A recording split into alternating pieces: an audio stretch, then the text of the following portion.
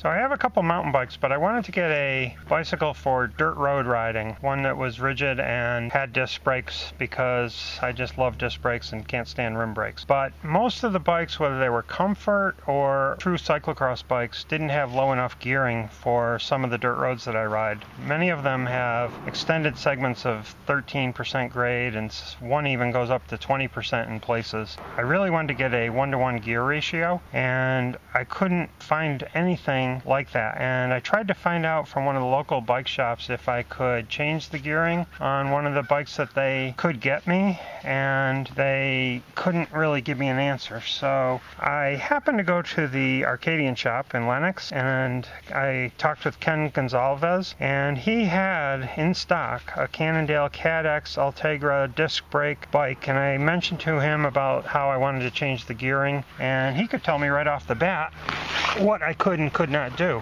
And with the standard shifters, I was kind of going to have to make some major modifications. I'll change it all over from Shimano to SRAM, and we did change it over from Shimano to SRAM, but we also did something I love, which is we changed the bars to be my flat handlebars.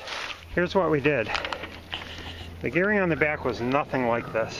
I now have a 36 in the rear and a 36 for the small chainring in the front. And this is a 46-36 compact crank, which I love the 10-tooth gear jump. I actually had a giant cyclocross bike which had a 50-34, and that jump in teeth, I think that's 16 teeth, was terrible. I mean, you'd have to shift. You shifted down here, you'd have to shift down here, and I didn't like having to double shift. So this is perfect. So the things that we changed over were the rear cassette, changed it to a 36 rear cassette, changed the derailleur from a Shimano Ultegra 1 to a SRAM X9. We changed the shifters to SRAM X9, changed the brake lever to Avids. And these, one thing Ken did, which was awesome, is this freaking little Allen key absolutely sucks, and for adjusting the reach, he put in a regular Phillips head, so you can use a regular screwdriver, and it's really easy to turn these in and out now. I don't know why Avid doesn't think of doing this. Kenny's a genius for doing this. I had some carbon fiber mountain bike bars. We did put on a longer stem, so it gives me a little more reach. This is still shorter than my mountain bike, and I have no back pain for some reason on this bike, and I feel fantastic climbing on it. This fork has some bend. This is a carbon fiber fork with a little bit of bend, and because of the disc brakes, the forks really do need to be more stiff. They can't be as shock absorbing as a regular road fork would be with rim brakes, but I'll pay the penalty of a little bit rougher ride in order to have disc brakes.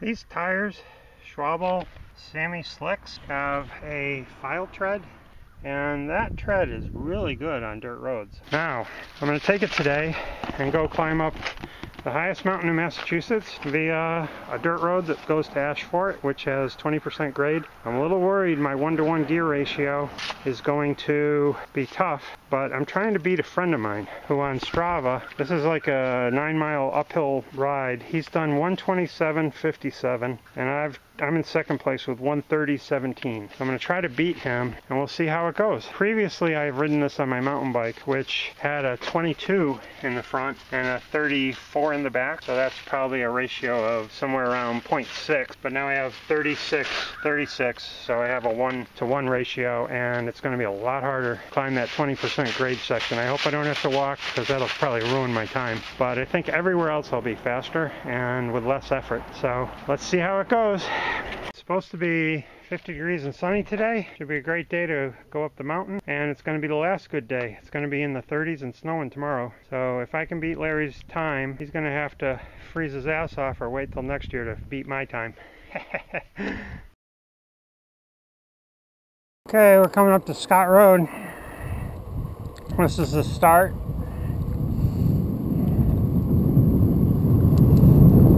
Think about here.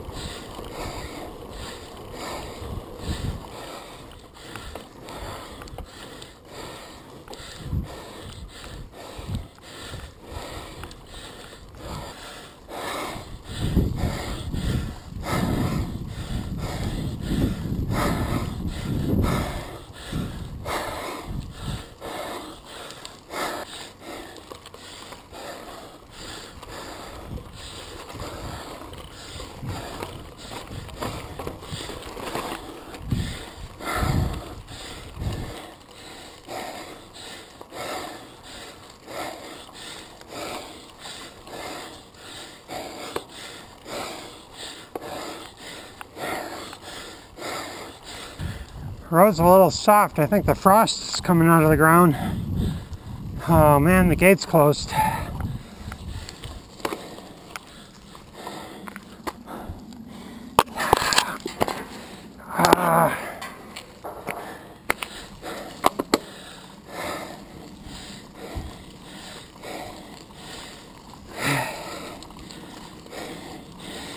Oh, I'm in my lowest gear.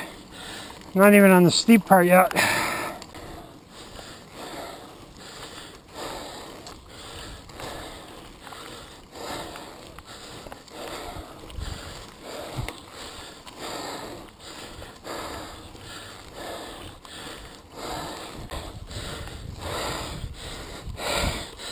The GPS is saying this is 17% grade right here.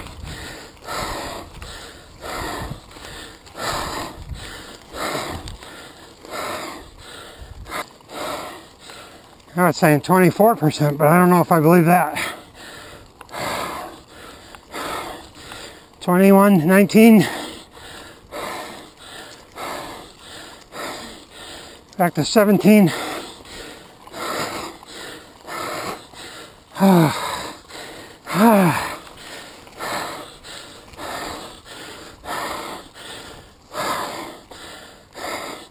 19%.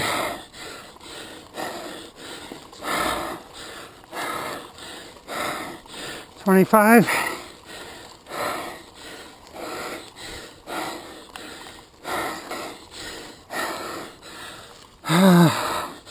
Worse is yet to come. Oh, I don't have a baby chainring. I need one.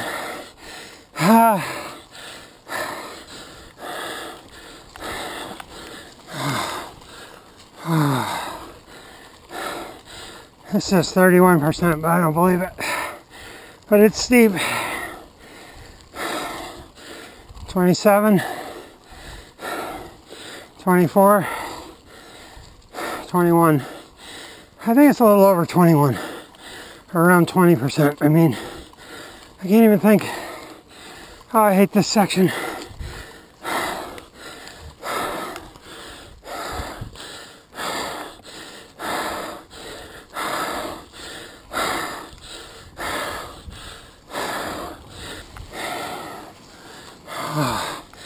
Soft. Oh, damn it.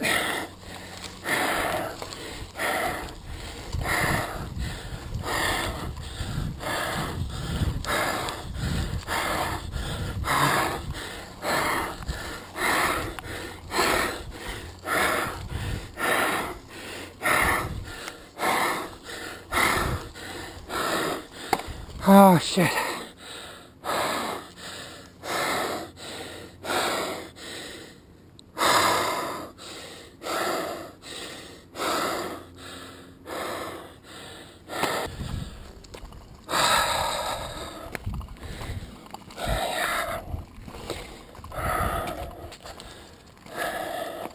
Back on. It's gonna be hard to beat my time after that walk. Plus my legs are fried. Oh.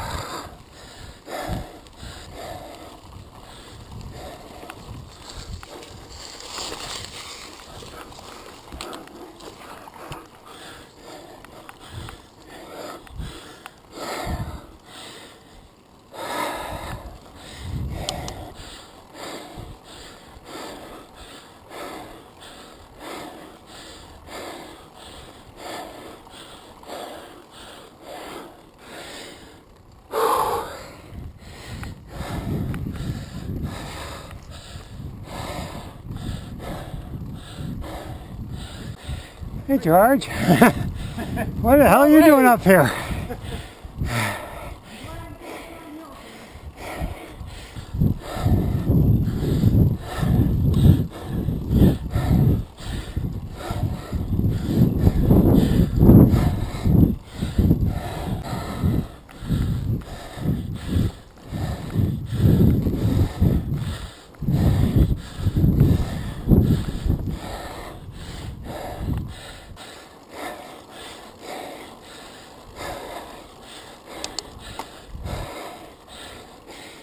I'm not gonna make it. I think that walk killed me. Oh. Oh.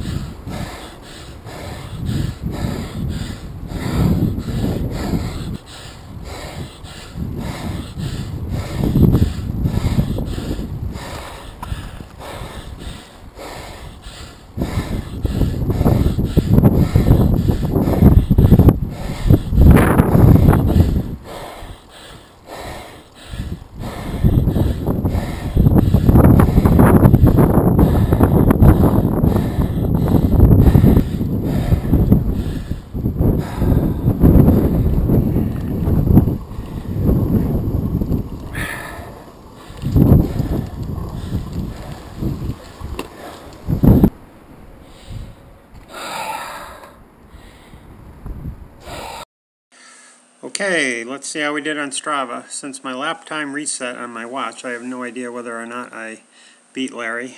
So if I go in here, go down to that segment, I see the little crown, and oh yeah, I'm number one.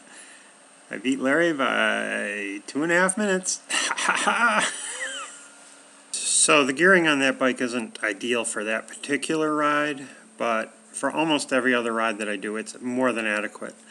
And I really want to thank Ken at the Arcadian Shop for customizing that bike to meet my needs. I love it, and it's perfect for the kind of riding I do. Thanks, Ken.